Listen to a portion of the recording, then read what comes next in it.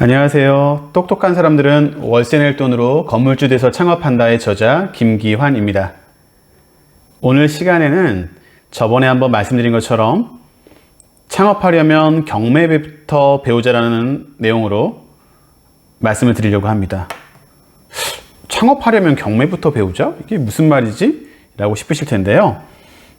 실제 사례를 통해서 왜 제가 이런 말씀을 드리는지를 한번 설명드리겠습니다. 우선 2천만원 vs 8천만원. 이건 또 무슨 말일까요?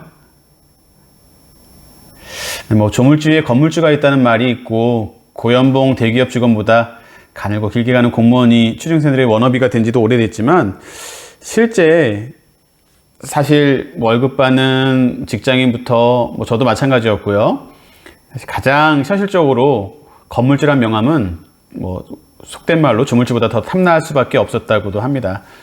지금은 조금 더 달라졌고, 유튜버라든가 요즘 초등학생들의 장래희망이 유튜버라든가 이렇게 좀 바뀌긴 했지만, 사실 최근까지도 건물주도 굉장히 높은 순위에 올라간다고 하네요. 마찬가지로 반듯한 내 건물에서 마음 편히 장사하고 싶은 게 상가 임차인들의 소원이라고 생각한다면, 건물을 사려면 그런 생각을 하고 있지만, 실제로 건물 사려면 큰돈이 들어간다는 생각에 엄두를 못 내는 경우가 많은데요. 하지만 과연 그럴까라는 부분을 제가 한번 풀어드리도록 하겠습니다. 돈을 많아야 건물주가 된다는 생각이 우리가 알고 있는 상식적인 생각이지만, 실제 소액으로도 얼마든지 건물주가 될 방법이 존재합니다. 제가 했던 사례를 통해서 말씀드릴 건데요. 저 같은 경우는 경매를 통해서 2천만 원으로 번듯한 1층 상가 전용 11평, 분양평수 22평을 마련했기 때문입니다. 실자본 2천만 원으로 마련한 1층 상가에 대한 부분의 내용입니다. 여기에서는 책 속의 내용이다 보니까 자세하게 나올 수 없는 부분이 좀 있었고요. 다시 한번 설명을 드리자면, 상가 경매는 굉장히 대출 활용도가 매우 높습니다. 일반적으로 낙찰가의 60%와 감정가의 60%와 낙찰가의 80, 90% 중 적은 금액의 대출이 나오지만, 이 상가 같은 경우는 낙찰가의 90%인 1억 4천만 원 정도의 대출을 받았었고요. 감정가의 60%가 1억 6천만 원이니까 사실은 낙찰가의 90%인 1억 4천만 원을 대출받는데 무리가 아니었었습니다. 물론 이제 모든 대출 기관이 이렇게 무조건 대출을 해주는 건 아니니까 전국적으로 여러 군데 대출 기관들이 있죠. 은행을 통해서 알아보시면 좀 더 높은 금액의 좋은 조건을 찾으실 수도 있을 겁니다. 실제 이 내용에 대해서 이제 경매 사건을 보고 한 번 더 말씀드리도록 하겠습니다. 아까 책 속에서 나왔던 그 내용이 실제 제가 잡았던 해당 건물입니다. 남동구 구월동에 있는 구월동 중앙플라자 1층에 있는 101호였고요. 전용 10.8평의 물건, 감정가 2억 7,800만 원에 나와서 한번 1억 9,500에 낙찰이 되었다가 사실 미납이 되었다가 다시 재경매가 나와서 그 다음번에 제가 1억 5,787만 8천 원으로 낙찰을 받았던 물건입니다. 해당 물건은 한번 사진을 통해서 한번 보시면, 여기 1층에 편의점 바로 옆에 이렇게 포장마차 자리였고요. 예전에 이렇게 포장마차 자리로 지금도 있긴 하지만 낮에는 이렇게 그 포장마차를 이렇게 접어놨다가 밤 되면 이렇게 쭉 길가 쪽까지 넓혀서 실제 면적보다 실제 면적이 전용은 10.8평이었지만 거의 2배 가까이를 썼던 곳이고, 내부의 사진입니다. 내부의 모습도 이렇게 나와 있고요. 해당 위치와 도면입니다. 전자 지적도를 통해서 지도를 통해서 다시 한번 보시면 좀 더 정확할 텐데요. 해당 지역은 인천 가천대 길동 이슬아간역 바로 1번 출구에서 쭉 올라가다 보면 CGV 바로 옆, 위치도 나쁘지 않습니다. CGV 바로 옆 대로변 이쪽 전면부, 대로변 전면부에 있는 상가고요. 말씀드린 것처럼 감정가 2억 7,800짜리가 한번 미납되고 다시 경매로 해서 나온 거를 1억 5,787만 8천원 낙찰을 받았던 물건입니다. 근데 왜 이렇게 가격이 쌌을까요? 라고 본다면, 첫 번째, 지금은 많이 없어졌지만 이 당시에 유치권에 대한 부분이 좀 많이 좀 쉬워졌다고 하지만 이 당시에는 사실 유치권이 그렇게 쉽진 않았습니다. 유치권에 신고가 있는 물건이었습니다. 성립 여부는 불분명하지만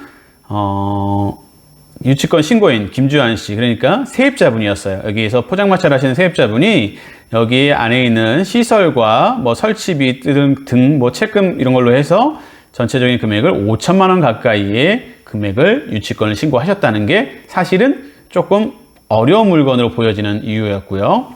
그래서 사실은 또 두 번째로 1차적으로 1월 4일 날 1억 9,500에 누군가 낙찰을 받았는데 미납이 되었기 때문에 사실 낙찰받고 미납이 되었다고 하면은요, 이 미납에 대한 이유를 정확하게 알지 못하고서는 입찰하기가 사실 쉽진 않습니다. 뭐 이것도 요새는 예전과는 다르게 좀 많이 낙찰이 되고 있는 편이지만 그 당시에 이렇게 미납된 물건에 미납이 되면 어떻게 되냐면요,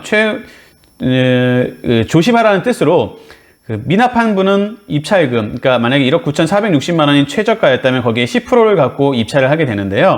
1,946만 원의 입찰금이 들어갔다가 그 부분을 쉽게 말하면 계약 해지와 같은 식으로 생각하시면 돼요. 계약 해지했을 때 계약금을 떼이는 것처럼 이 1,946만 원을 떼이게 되신 겁니다. 그래서 다음에 들어오는 분은 이렇게 문제가 있을 수도 있고 한번 미납된 거니까 조심해라 해서 20%의 입찰금을 받아요. 그러니까 한 번 더 떨어져서 1억 3,622만 원이 최저가였고 10%니까 1,362만 2천 원에 곱하기 20%인 2,724만 4천 원으로 입찰금을 준비해서, 그러니까 무슨 얘기냐? 이거 잘 살펴보고 들어와라 라는 뜻으로 재경매가 시작되는 겁니다. 그렇기 때문에 이렇게 미납이라는 이유와 밑에 말씀드린 것처럼 유치권이라는 게 있다 보니까 사실은 일반 분들은 좀 접근하기가 힘들었죠. 그렇지만 저 같은 이렇게 조금 전문가들에게는 오히려 이런 물건들이 더 관심 있고 좋은 물건들입니다. 표현이 좀 그런데요.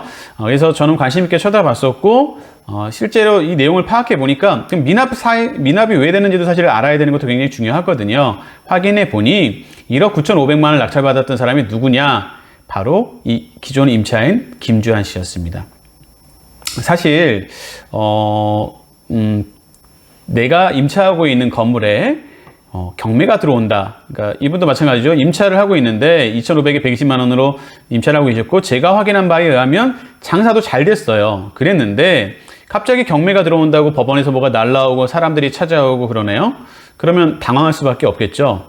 그리고 집주인한테나 임대인이죠. 전 소유자겠죠. 전 소유자한테 물어봅니다. 그럼 보통은 괜찮다. 이거 해결할 거다. 좀만 기다려라. 이렇게 얘기를 하죠. 물론 이제 그분들의 말이 거짓말이라는 뜻은 아니고요. 그분들 마음이나 의지는 처리하고 싶었지만 여기에 나와 있는 것처럼 근저당뿐만이 아닌 뒤에 또 기술 신용보장재단, 신용보증기금 이런 식의 뒤에 쌓여 있는 게 많다 보면 사실은 처리하기가 힘들어요.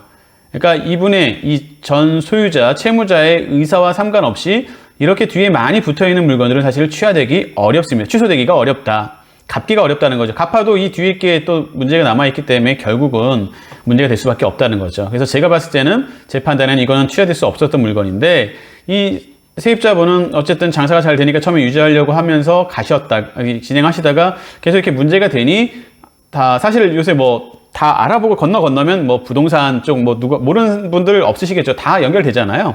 물어봤더니 낙찰 받아라. 직접 그러면 손에 들보게 하려면 당신이 낙찰 받아서 운영을 해라. 거기까지는 굉장히 좋은 아이디어였습니다. 좋았고요. 그렇게 낙찰 받으시는 것까지도 괜찮았는데 문제는 이분이 이 물건에 대한 가치와 그리고 낙찰 받고 후의 과정, 낙찰 받고 잔금 치르는 과정이나 이런 모든 부분을 다 준비하지 못하신 상태로 좀 미숙한 상태로 진행하셨다는 거죠. 금액도 일단 조금 높았고요. 1억 9,500만 원에 잡으신 것도 제가 잡은 금액과도 벌써 한 4천만 원 가까이 차이가 나잖아요.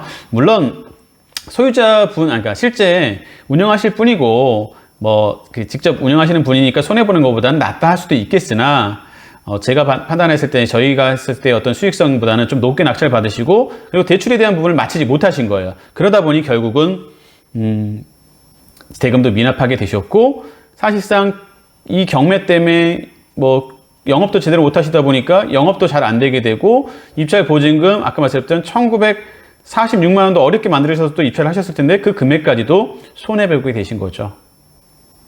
그러니까 창업하려면 경매부터 배우라고 말씀 처음에 드렸습니다. 굉장히 중요한 부분입니다. 경매부터 배우라는 걸 제가 경매를 뭐 강조하고 꼭 경매를 홍보하기 위해서가 아니라요. 내가 반대 입장이었다고 생각을 한번 해볼까요? 만약에 이 포장마차를 운영하는 사람이 혹시 나였다라고 한번 마음을 한번 생각을 해보십시오. 내가 이렇게 운영을 하고 있었는데 갑자기 경매가 됐어.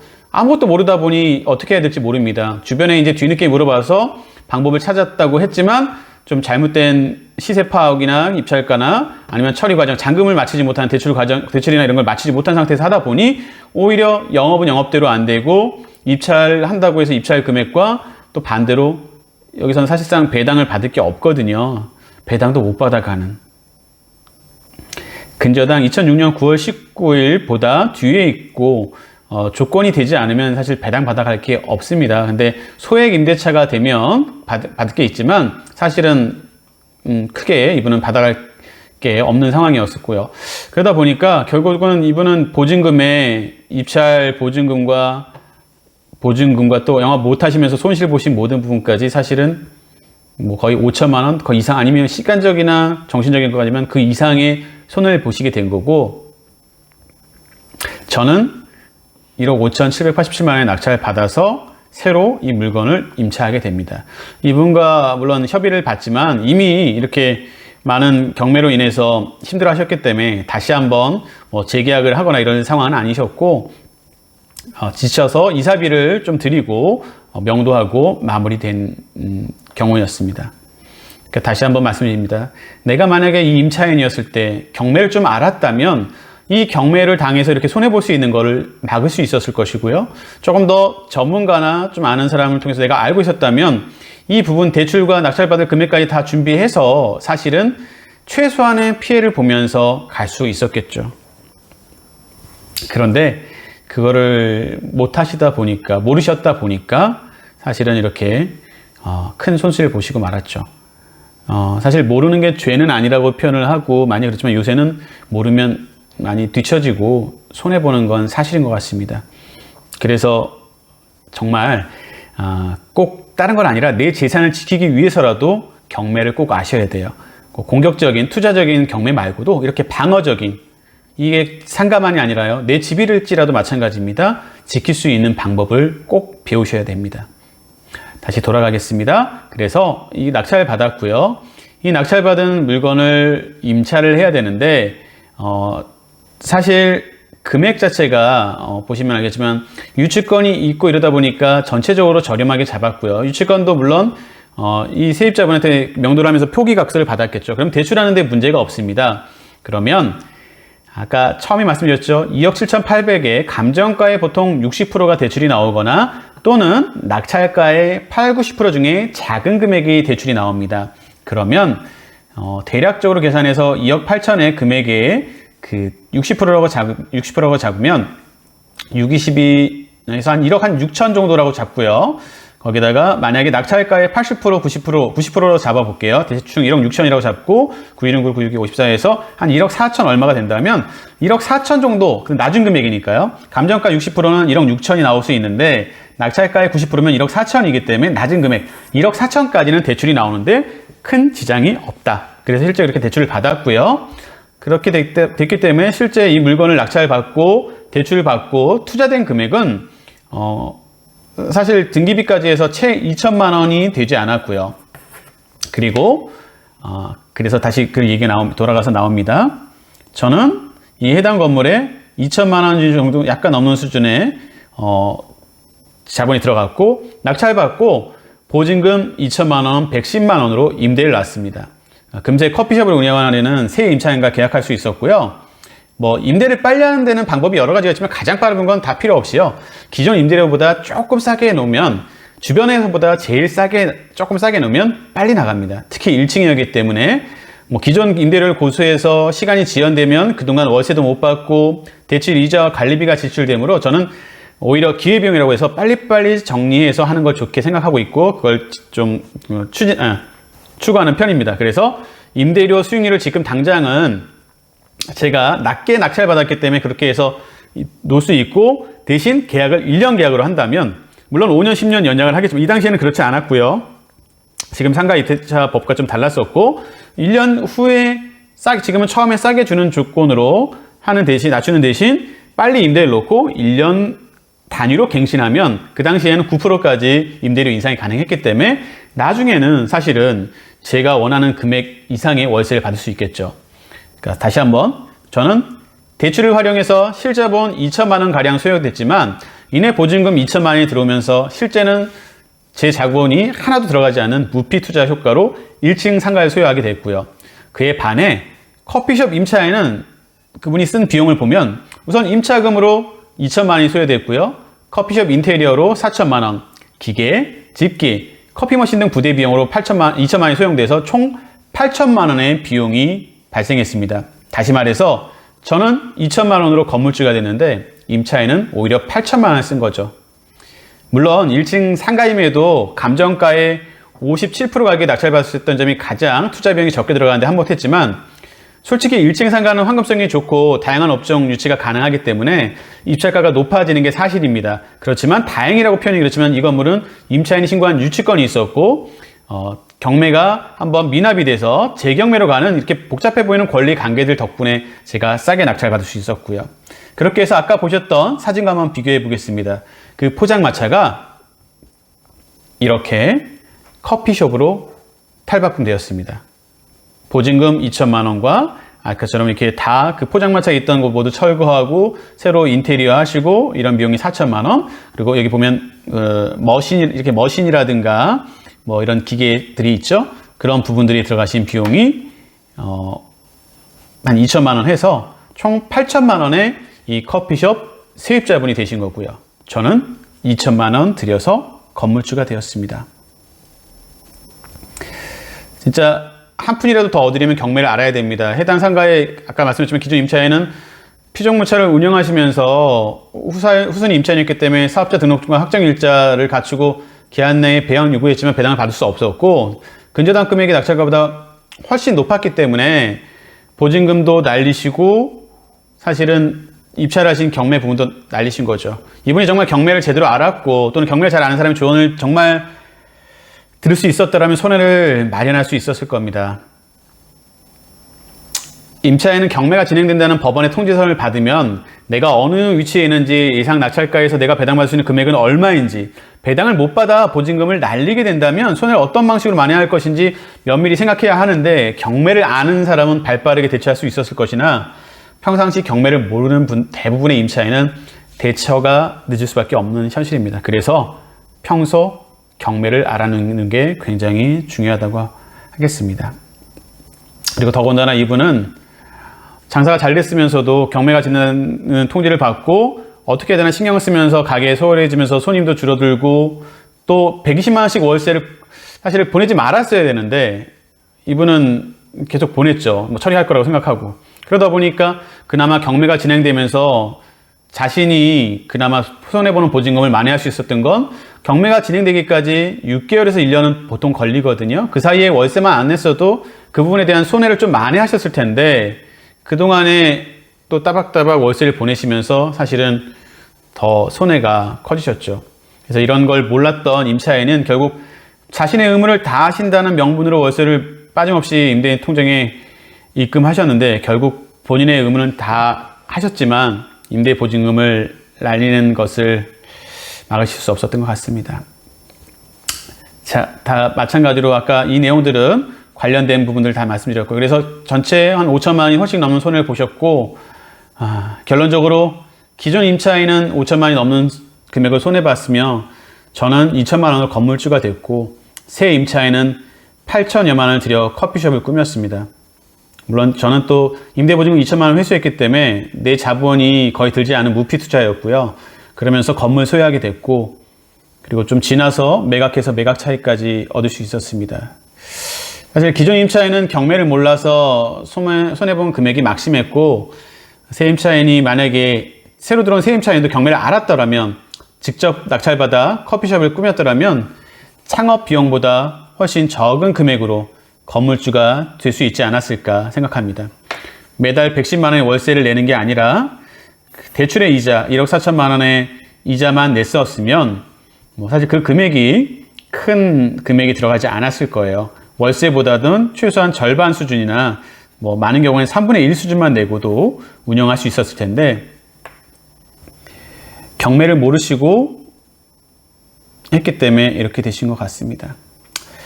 경매를 알아야 되는 이유가 이겁니다. 다시 한번 말씀드립니다. 2천만 원 vs 8천만 원. 2천만 원으로 건물주와 8천만 원의 임차인. 지금 방송 들으시는 여러분은 어떤 입장이 되고 싶으신가요? 제가 처음에 말씀드렸고 제 책 제목에도 나왔고 저번 강의 말씀드렸지만 똑똑한 사람들은 월세 낼 돈으로 건물주에서 창업한다고 말씀드렸습니다. 물론 똑똑한 사람이 하는 건 아닙니다. 이거는 강조하고 여러분이 좀 생각하시라고 말씀드린 거고요. 제가 아닌 저도 사실 평범하고 일반적인 어떻게 보면 좀 숫기 없는 내성적인 사람이었는데요. 저한테 이 경매가 잘 맞더라고요. 여러분도 충분히 월세 낼 돈으로 건물주에서 창업하실 수 있고요. 월세 낼 돈으로 내 건물 사셔서 내 집을 마련하실 수 있습니다. 다음 시간에도 이 내용과 비슷한 또 다른 내용을, 사례를 실제로 이 것만 아니라 그동안 해왔던 수많은 제가 했던 사례를 통해서 실제로 월세 낼 돈으로 건물주가 되고 창업하기 전에 경매부터 시작하라는 말이 왜 그런 건지 다시 한번 확인시켜 드리는 시간을 갖도록 하겠습니다. 지금까지 똑똑한 경매 로드옥션 스마트 시먼스 김기환이었고요. 지금 드렸던 정보가 도움이 되셨다면 구독과 좋아요 부탁드리겠습니다. 감사합니다.